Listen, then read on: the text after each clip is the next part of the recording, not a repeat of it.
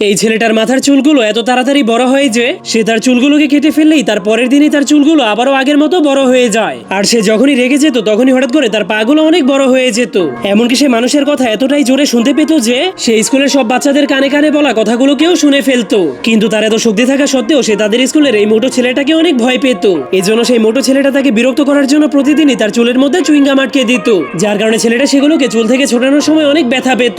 এজন্য সে এতটাই রেগে যায় যে তার পাগুলো হঠাৎ করে অনেক বড় হয়ে যায়। তখন ছেলেটা তার এত বড় বড় পা দেখে অনেক ভয় পেয়ে টয়লেটের মধ্যে লুকিয়ে যায়। এরপর সে তার ছিঁড়ে যাওয়া জুতার মধ্যে তার বড় বড় পাগুলোকে আবারও ঢুকিয়ে দেওয়ার চেষ্টা করে, কিন্তু তবুও কোনো লাভ না হওয়ার কারণে সে তার পাগুলোকে টিস্যু পেপার দিয়ে ঢেকে স্কুল থেকে চলে যেতে শুরু করে। তখনই সেই মোটো ছেলেটা তাকে নিয়ে আবারও মজা করতে শুরু করে দিলে ছেলেটা জলদি করে বাস্কেটবলের রুমে গিয়ে লুকিয়ে পড়ে। কিন্তু সেই শয়তান ছেলেগুলো সেখানে এসে তাকে অনেক মারার পর তার ব্যাগটাকে ফেলে দেয়। এরপর বাড়িতে চলে যাওয়ার পর তার মা তাকে বলে, বলো তোমার এই অবস্থা কি করেছে, আমি তাকে উচিত শিক্ষা দিব।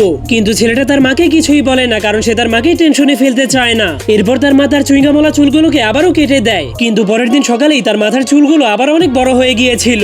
যা দেখার পর ছেলেটা অনেক ভয় পেয়ে তার মায়ের কাছ থেকে এই বিষয়টা লুকানোর জন্য নিজেই নিজের সবগুলো চুল কেটে ফেলে। কিন্তু সে আজব ভাবে তার চুলগুলোকে কাটিং করে ফেলেছিল। এই জন্য সে তার মাথাটাকে টুপি দিয়ে ঢেকে যখন স্কুলে যেতে শুরু করে তখনই সেই মোটা ছেলেটা রাস্তার মধ্যে তাকে ধরে আবারও বিরক্ত করতে শুরু করে দেয়। যাওয়ার আগে আপনার মাথায় কখনো চুইংগাম লেগেছিল কিনা তা কমেন্ট করতে ভুলবেন না।